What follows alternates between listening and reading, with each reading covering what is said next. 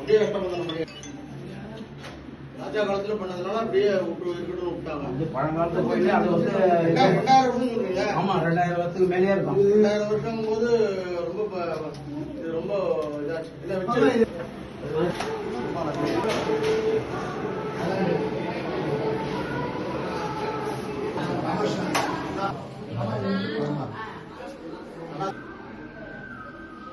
அந்த காலத்துலயா வருஷத்துல ஒரு நாள் சூரிய ஒளி படும். அப்பாவுக்கும் படம், அம்மாவுக்கும். அங்க சுவாமிக்கும் படமா, அம்பாளுக்கும். பிரதோஷ காலத்துல வந்து நந்தீஸ்வரனுக்கு பாலாபிஷேகம் பண்ணுறது தரமாறுவார். நந்தி தரமாறும்.